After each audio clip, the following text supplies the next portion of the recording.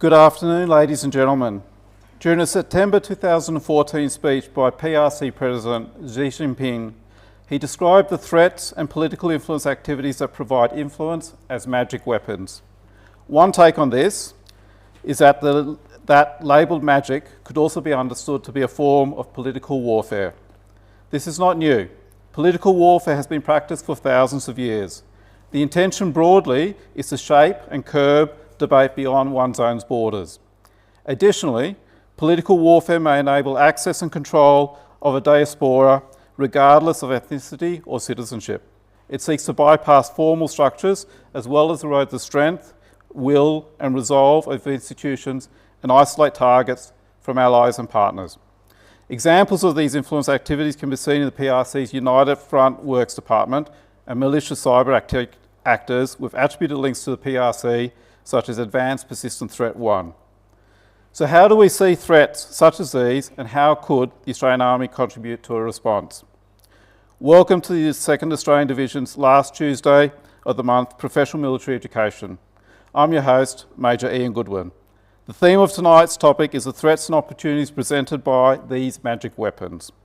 Enchanting us this evening on this topic, we are very fortunate to have Professor Anne-Marie Brady from the University of Canterbury, who has researched and written significantly on this topic. Professor Brady's groundbreaking, policy-relevant research demonstrates the importance of the role of an academic as a critic and conscience in modern democracy. Professor Brady is a specialist of Chinese politics, polar politics, China-Pacific politics, as well as fluent in Mandarin Chinese speaker. She is a founding and executive editor of the Polar Journal. She has published 10 books and over 50 scholarly papers.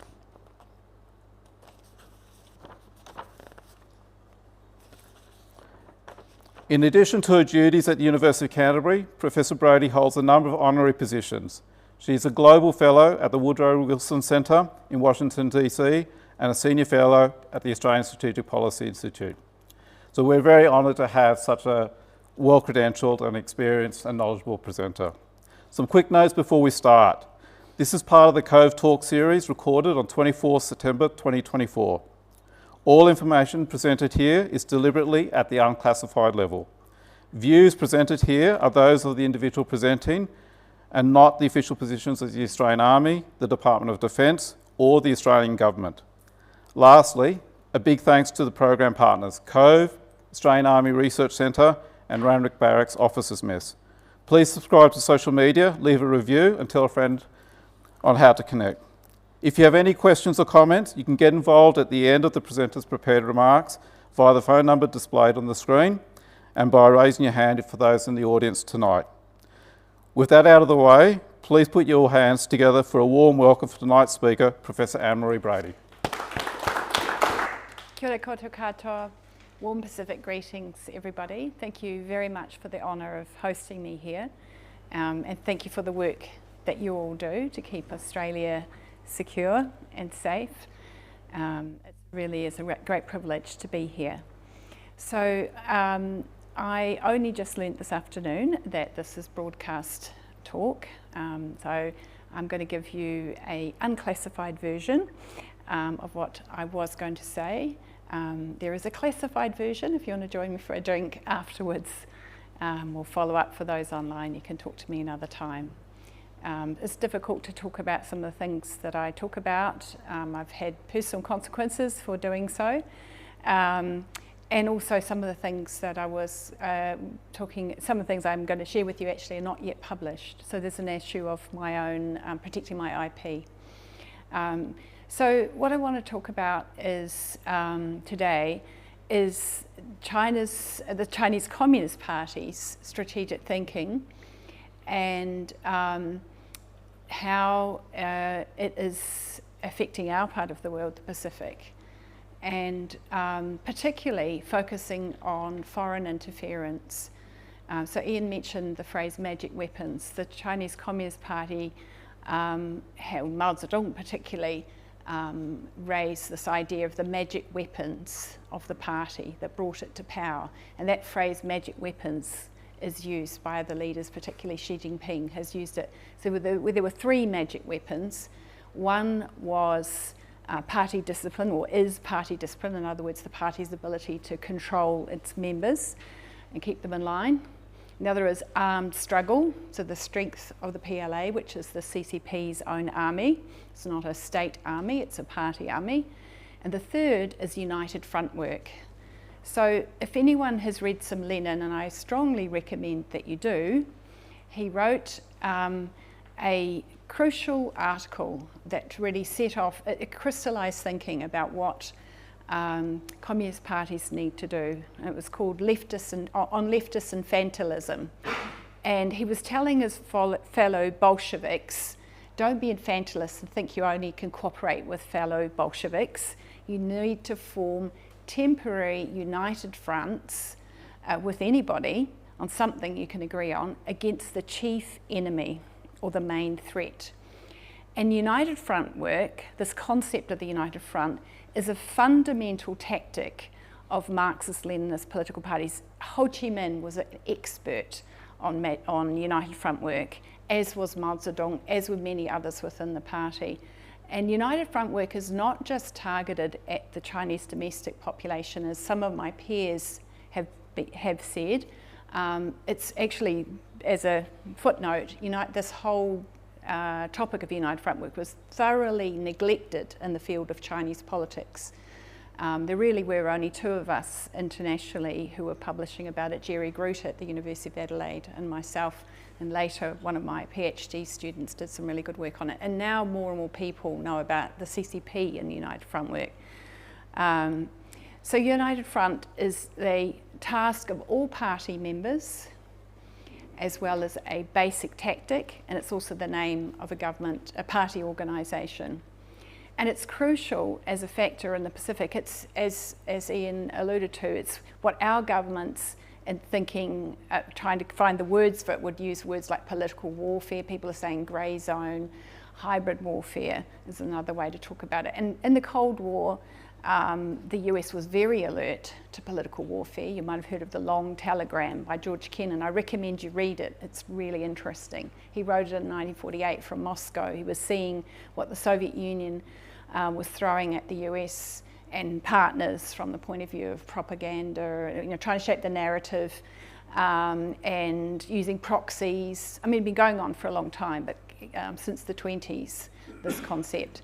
But George Kennan said, right, the US needs it to do its own work, and that became really well understood in the Cold War era. But towards the end of the Cold War, it was very criticised, the CIA funding cultural organisations and university organisations and so on. And it sort of it became, because of, in the narrative, the Cold War is over, Francis Fukuyama, End of History, another article to read. It was, and also because of the strategic triangle, if you know what I'm talking about, that's the US and partners with China in a tactical arrangement, not an alliance, against the Soviet Union. Because of that factor too is another reason why the US and partners neglected to be alert to political warfare coming from China. From about the 1970s, from the research and interviews that I've done, and similarly in other countries, because they were quasi-allies, and the main focus was the Soviet Union. Well, the logic for the strategic triangle ended around 1989 from China's point of view, when they improved relations from the Soviet Union, and fundamentally, completely in 1991 with the breakup of the Soviet Union. And the problem for the West has been, or the US and partners like Australia and New Zealand have been understanding that and understanding China's position and China's outlook on the world. So to understand CCP foreign policy, you always need to work out who's the chief enemy in the mind of the CCP government. As I said, united front work thinking, Leninist thinking, is absolutely core because it's such an important tactic. So in World War II, obviously it was Japan, which is why the CCP had a temporary alliance with the KMT, the Chinese nationalist government, forced to by the Soviet Union, by the way, they didn't want to. And they had a temporary alliance with the UK and the US in China. because they were trying to balance against the KMT, but also because they were all fighting Japan, or at least nominally in the case of the CCP, didn't do that much fighting against the Japanese compared to others.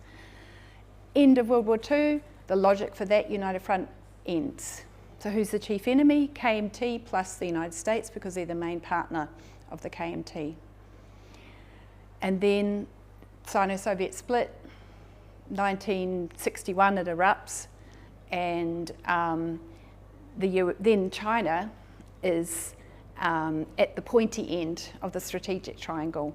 It's got the Soviet Union and the US, because US and Vietnam and China is very, very involved in supporting the North Vietnamese.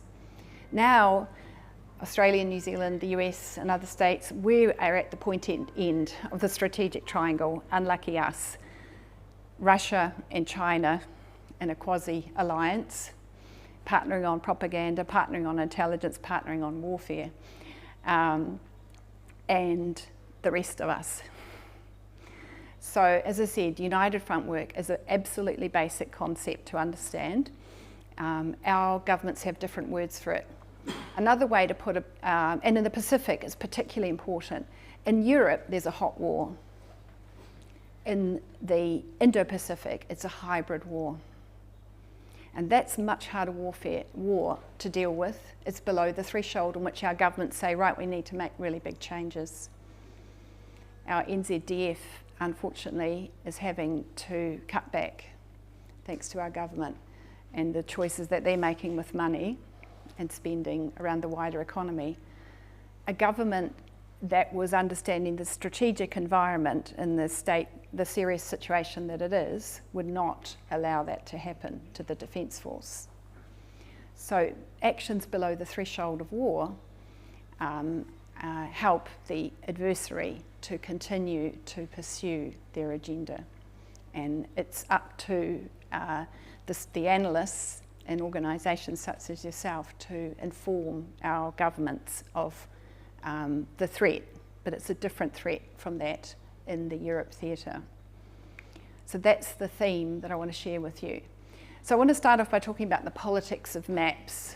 So we're used in Europe and the Northern Hemisphere, they're used to seeing an Atlantic-centred world. And maps are cultural, maps are imaginary, in fact. Very few of them are exactly correct to the size of countries. In the Pacific, we're used to imagining a Pacific-centred world. But this is another imaginary, a China-centred world. This is the vertical world map that is now an official map of China. And in 2014, when this map was published, became out into the public, it was available internally in 2000 by Hunan publishers.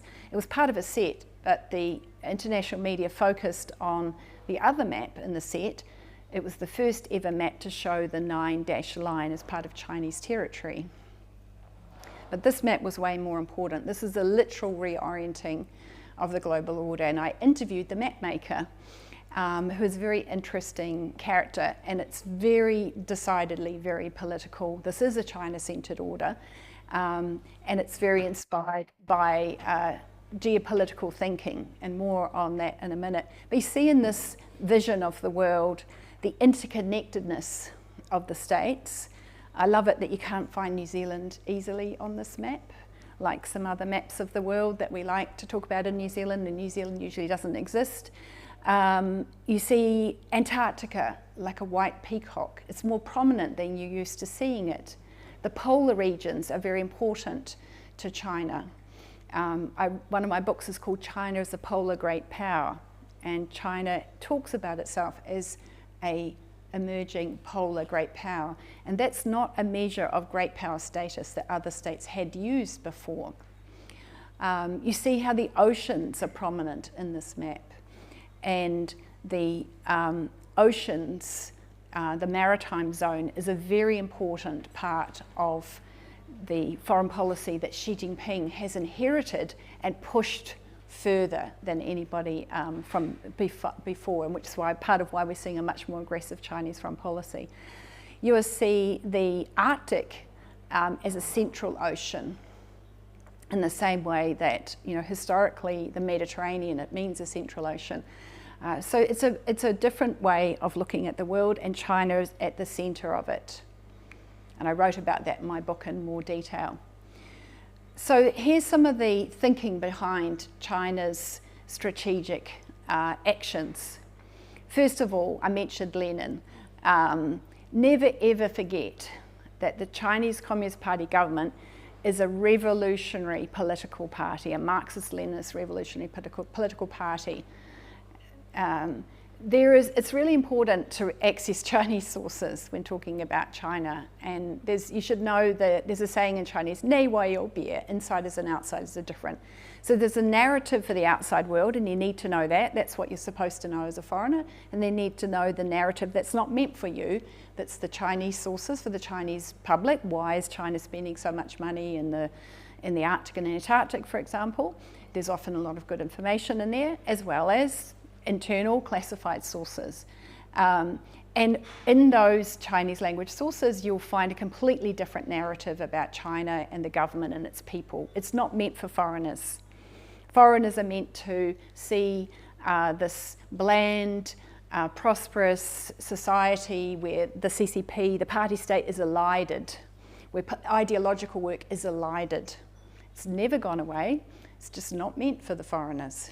But it's a guiding aspect to contemporary China, and all the more so under Xi Jinping, who talks about don't forget the past and re-emphasising political study. Here's another influence that may surprise you, Alfred Mahn. So he was a naval historian based at the US Naval War College in beautiful Annapolis.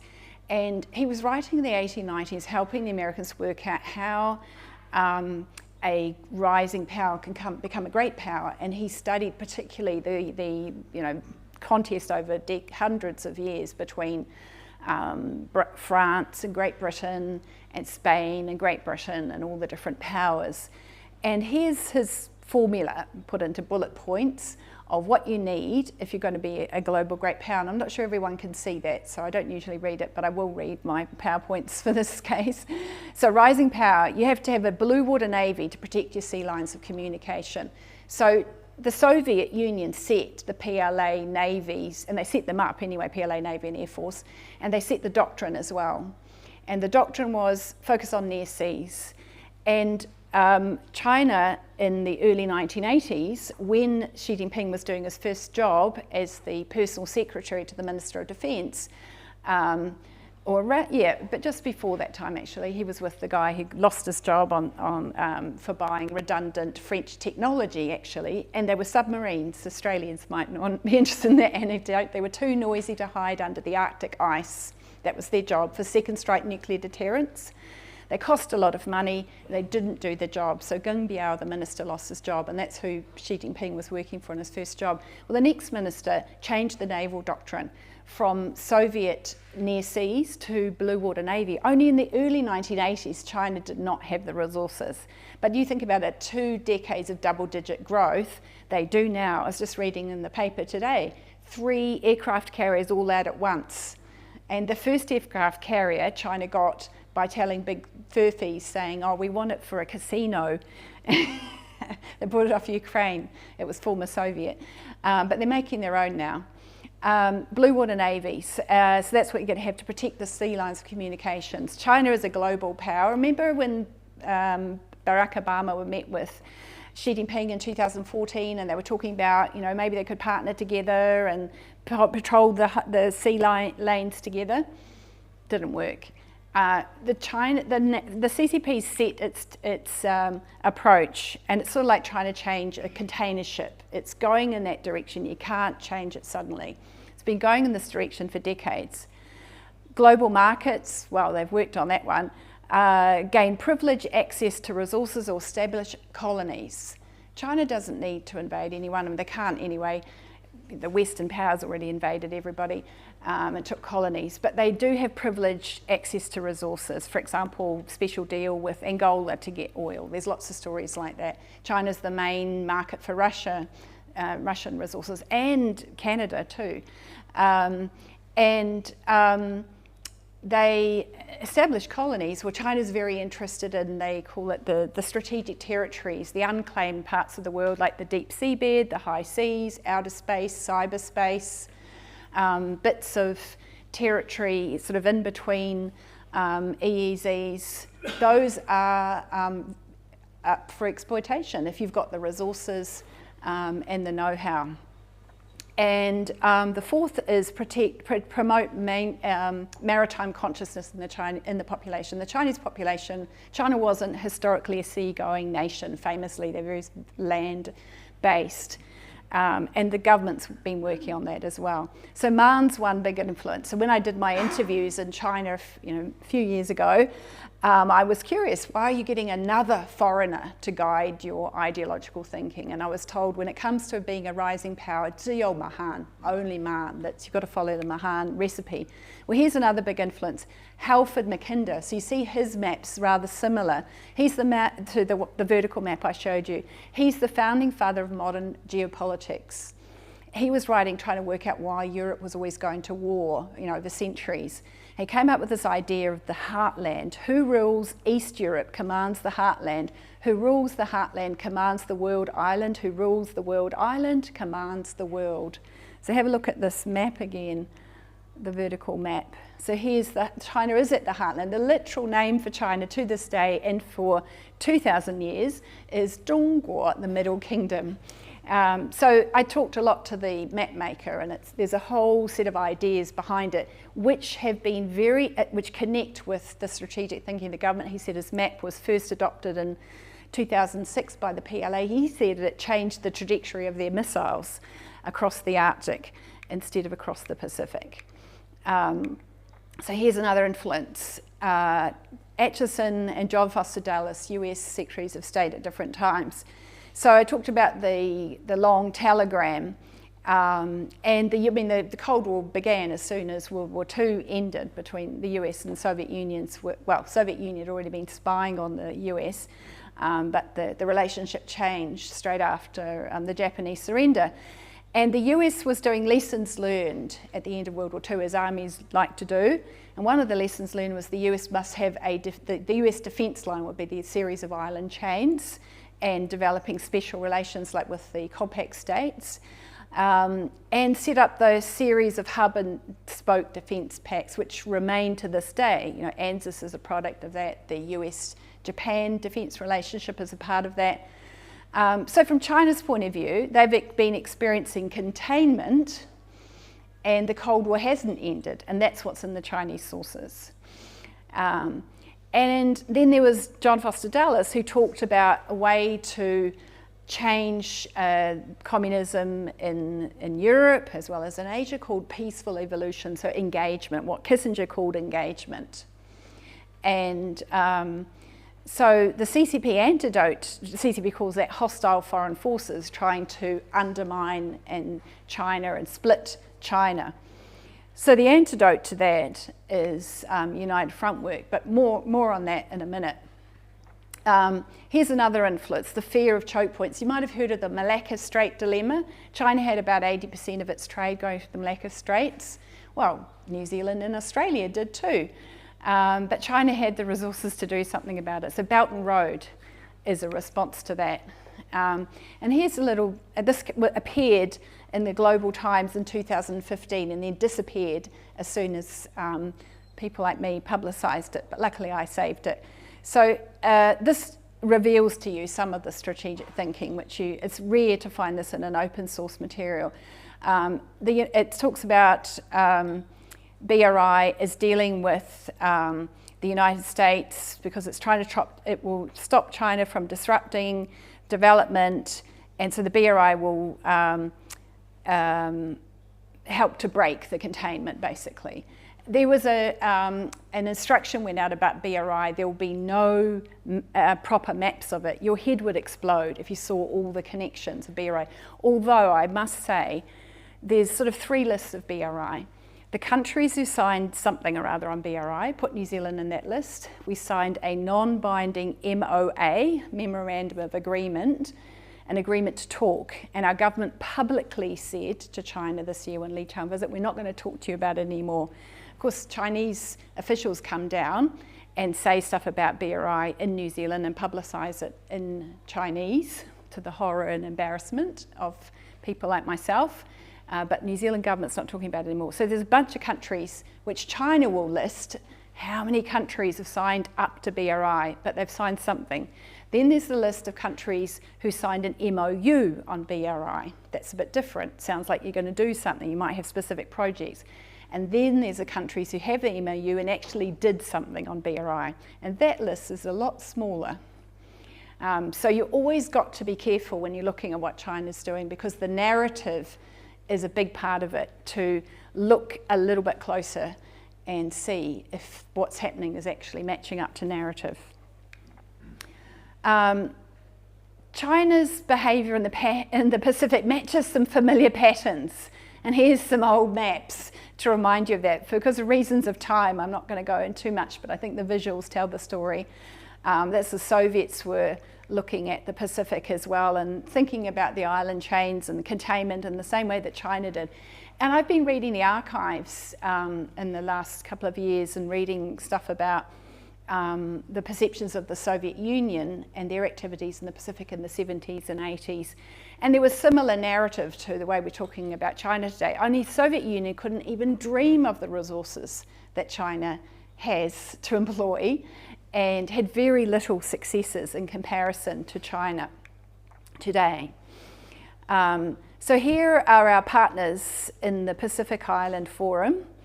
A number of sovereign territories, as well as a couple of states or entities such as New Caledonia and French Polynesia, which are part of the French territory, but they are members of PIF, and also we're going to probably have Guam and American Samoa coming into PIF in time. So that's the focus of my current area of research, looking at China and the Pacific. And the pattern that I'm finding is of the pattern of these four categories of foreign interference that I identified in my research on New Zealand and China. So if you haven't had a chance, you can look at my paper called Magic Weapons, China's Foreign Influence Activities Under Sheeting Pink, which uses New Zealand as the case study. So the first vector, it depends on each country, so each country has its own balance of population and vulnerabilities. So in some countries don't have a large Chinese diaspora. But the CCP thinks of the Chinese Communist Party thinks of the overseas Chinese as a tool of the party. They're also afraid of them, because imagine if there was an overseas Chinese media that was China critical and that could filter into China. So that would damage the CCP. So unfortunately for our democracies, the CCP's obsession have an impact on our Chinese communities, Australia and New Zealand and Canada. The CCP has very much infiltrated our Chinese language media. So the diaspora is one vector. But even when countries in the Pacific and I've just been in Niue, only have one person a resident who is from origin from the PRC, they are involved in United Front work. So the CCP has connections across the Pacific using setting up proxies, organisations, and very much the United Front tradition, the Leninist tradition, to promote China's interest, to engage in intelligence activities, to promote its policies, and using the Chinese associations who are affiliated and guided by the party is one aspect to it. Another aspect is elite capture, targeting economic and political elites in the countries and territories across the Pacific. The friendship associations are part of that, but it's more than that, offering special opportunities to politicians. Could be direct funding into political parties, it could be promises of development assistance into their electorate. There are many examples of this that we could look at across the Pacific. The narrative is really important. China is very concerned about the narrative. There's a saying from the Xi era about telling a good story of China. In other words, making sure that China has a positive narrative and that there is no China critical reducing the China critical conversation. So this is having a very corrosive impact on our media across the Pacific, and in our own countries, of journalists being sent up to China for training, of media organisations receiving subsidies, of media organisations who won't cooperate, receiving a lot of pressure. Solomons is an example of that. Fiji is an example of that. So that's, again, the party's own obsessions has an impact on local democracies. And the fourth vector is, in my 2017 paper, because the Belt and Road Initiative was very prominent in New Zealand politics at that time, I focused on BRI, but in my subsequent research, I think it's better to say the economic vector. It could be economic dependency on trade, it could be offers of aid, as well as BRI. So we're seeing all those patterns across the Pacific. We're also seeing things like here, this map I wanted to draw your attention to, where China now, in June, suddenly has the third largest number of Coast Guard vessels across the whole of the Pacific, after Australia and the United States. And they weren't anywhere in that league before, but suddenly they've got a lot. And I'm sure you're familiar with what's happening in the Philippines and how China is using the Coast Guard to very aggressively pursue their objective to try and take territory off the Philippines. And so the Coast Guard vessels now can be used to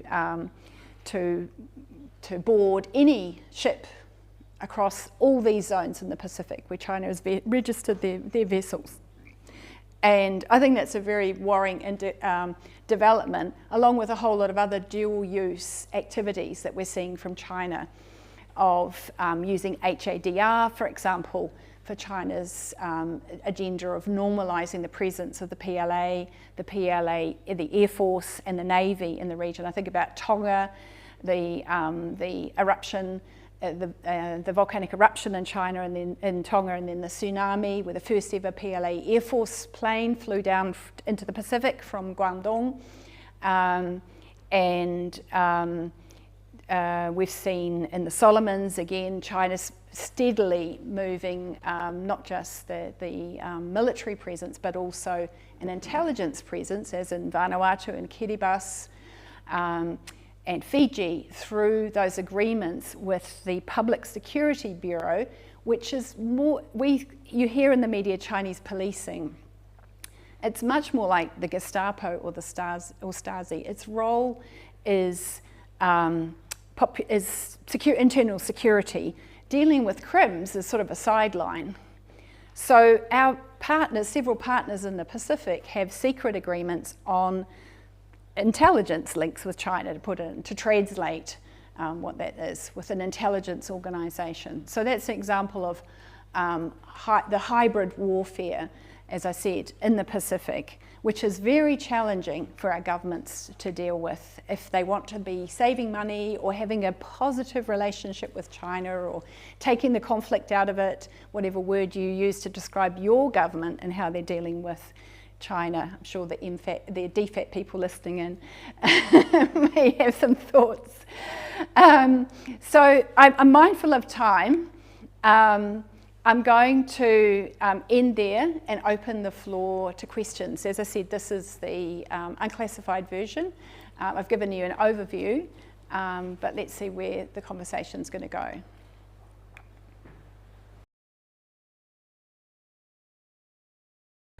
There are a number of questions that have come in online, and I've already seen someone put their hand up for a question from the floor.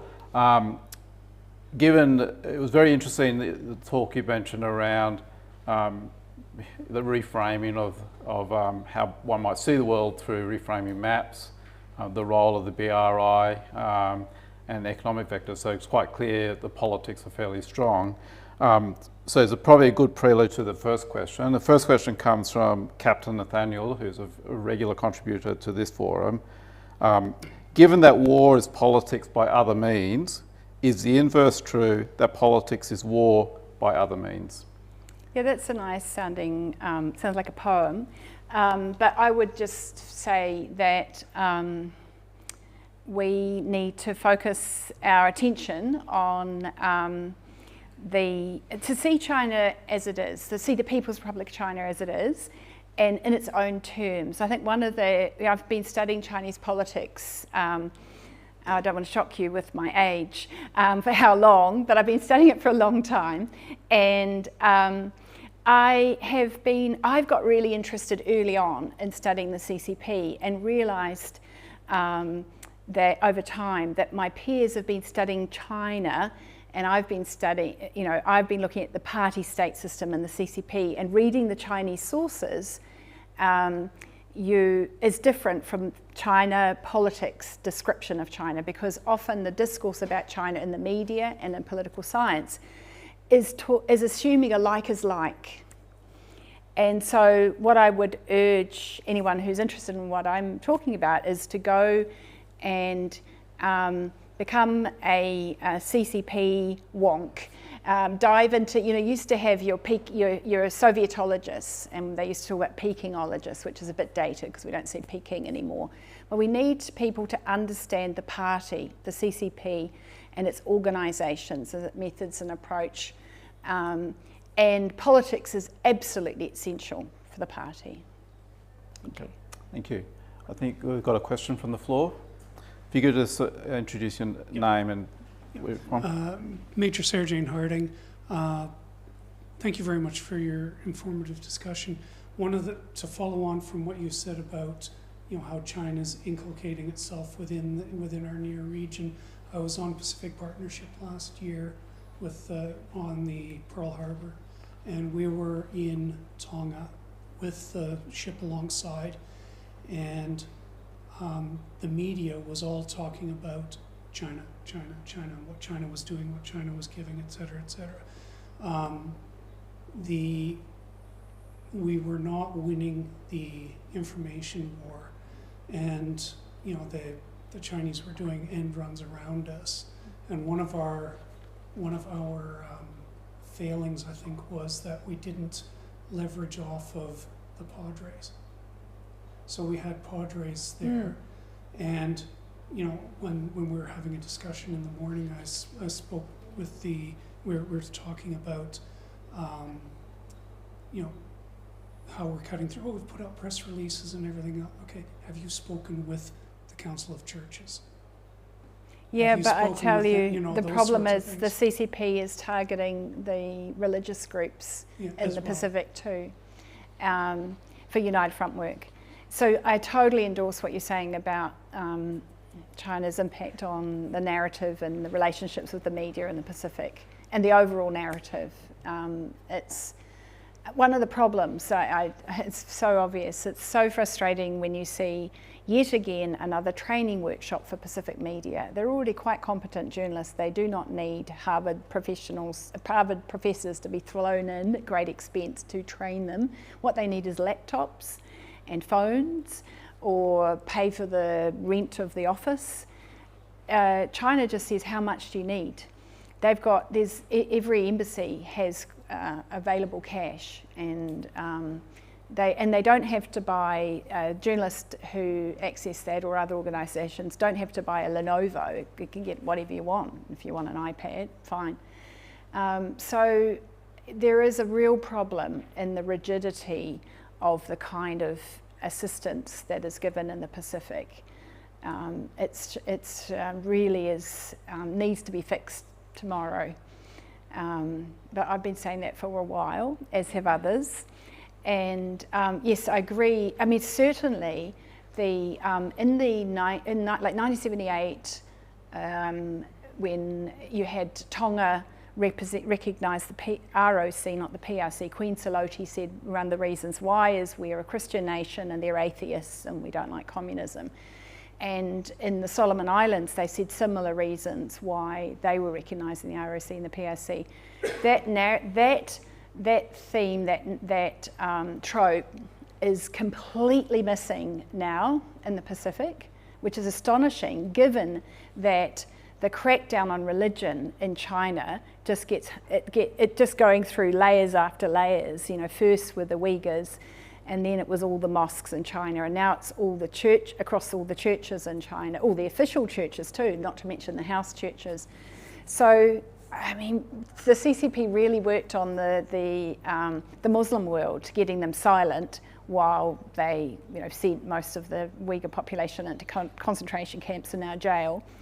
And I see a deafening sign, or hear a deafening silence from the Christian world on what China is doing to the church in China, and let alone the Buddhists as well, or true Buddhism. So that's sadly, it's not as effective as a channel as you would think it would be, because of the narrative. China's been so effective at recreating, erasing the party state conversation, and there's been a very decided project on this since 1990 for the Chinese public. Focus on nationalism, not communism, Marxism-Leninism, etc. Only party people need that. And then for the outside world, particularly, and there's a big effort to try and shape the image on China, but it became more.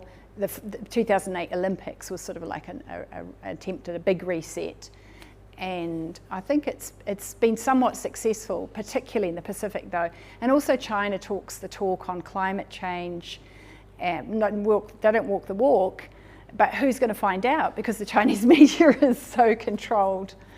So yes, I endorse what you're saying. Thanks for your points. Thank you. Thanks, ma'am. You spoke briefly before about coercion. That was you personally, was it? Yes. Me and my family. Is it? You can Google my name and you can find out about it. Absolutely. Sure thing. And some more recent ones too. Thank you, FBI, for alerting my government, making my government talk about it. Yeah, you go Google my name, you'll find the details. Thanks, Professor. My question is around the discipline of the CCP that you mentioned at the start. Do you see any, you said the discipline of the party as one of the magic powers, if I heard that correctly. Do you see a vulnerability to that presently, or a potential weakness that may be something to be exploited, or is it assessed as pretty solid? Yeah, that was Mao Zedong saying that, we came to power through these three magic weapons. And China, the word in Chinese for contradiction is Maodun, which means spear and shield and spear. Spear and shield. And this is from an old, kind of like Aesop's fable equivalent story about this really good shield that could defend anything, and this really good spear that could deflect anything. And they're like, which one is which? Who's going to win on that one? So that's the word for contradiction, and magic weapons. And so the concept of the magic weapons that can't be defeated, is there in traditional Chinese thinking. And Mao's taken that to explain. He used very sort of language that people would understand. He wasn't really he didn't read a lot of Marx. He couldn't easily anyway, let alone a lot of Lenin. But he had enough, he knew enough, and he explained to the party members that these are three core things, and they remained really important. So the discipline of the party means during the revolutionary struggle and the war against the KMT, the civil war, that the discipline of the party was the strength they had versus the KMT that was mostly a conscript army. And so they had people who would just flee, or would get turned really easily, or be abandoned. So they're quite, in some situations, quite easy to defeat, not always. But so that was a contrast there. But party discipline also is, in Chinese the word is dang the jilu. That is it's not legal. There's a legal system in China, but it's rule by law, using rule to control the population. It was the same as the Soviet Union, not rule by law.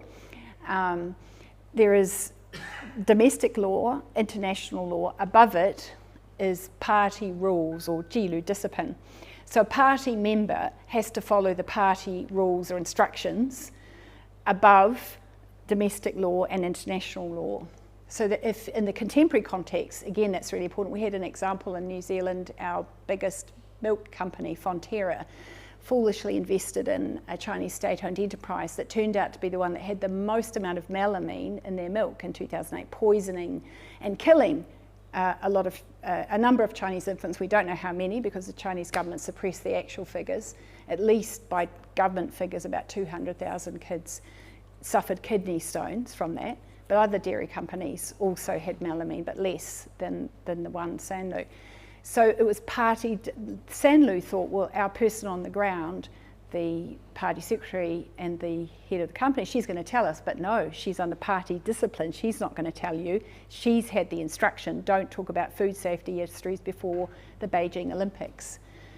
So for party members, absolutely party discipline matters a lot. And there's even equivalent of party jails and party investigation and party sort of intelligence to keep an eye on party members. But it's all secret and separate.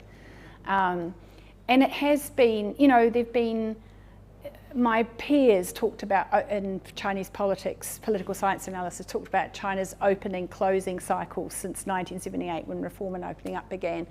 And I remember asking someone from a CCP think tank, party think tank, now that she's in power, when's the opening cycle going to start? And he said, never.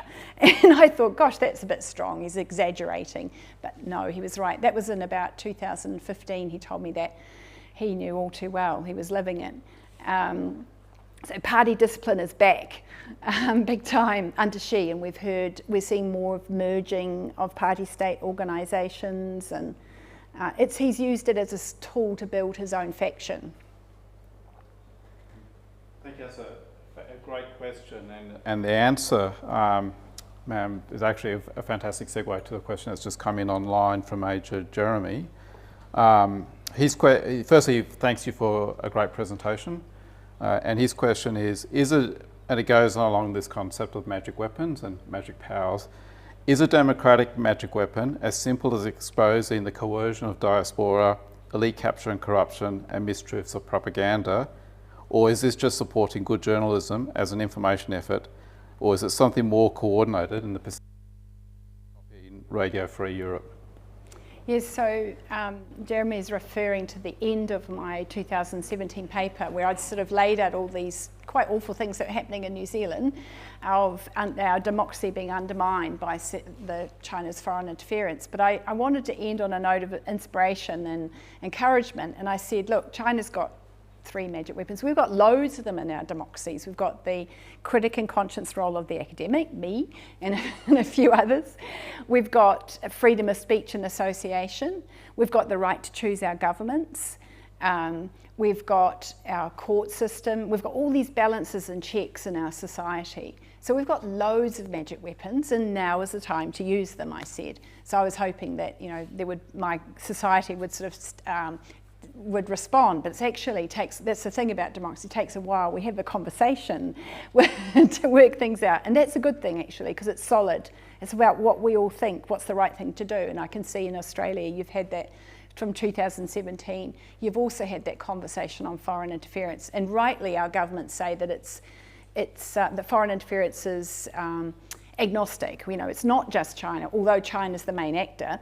There's Russia, there's Saudi Arabia, there's Vietnam, there's Turkey. I mean, it depends. Your country is very, very ethnically diverse. Or the French also have a problem of a range of states. In New Zealand, it's mostly China, with some other small other examples of things going on. So anyway, your society and my society, like other societies, have been going through this careful conversation about how we want to deal with that. Because we've lived through the Cold War era, there's some things we didn't like about what our governments did in response to the Soviet Union and China. And we like our democratic rights. So how far do we go on saying, well, that's not okay? That kind of conversation is not okay. That kind of activity is not okay. For example, our New Zealand SIS there've been a couple of news stories about it, have admitted, yes, they do tell some of our New Zealand Chinese people who are going overseas to United Front organisations, no, you can't go. We don't want you to go, because we think of that as a foreign interference activity. So that's where a boundary's been set. and it wouldn't surprise me if ASIO did something similar. But that's new, isn't it? This is where we've had these conversations in our society over a number of years and worked out how to protect our Chinese population, Australian Chinese population, New Zealand Chinese population against the predatory behaviour of this and oppressive behaviour of the CCP, while dealing also with security risks that there are also there from insider threat. So there's a whole lot of things to get right, but that's the strength of democracy, I think, is that together we work out what we want as a society. I mean, we better hurry up because Russia and China are pushing really hard. I think we've got one more question over on the floor.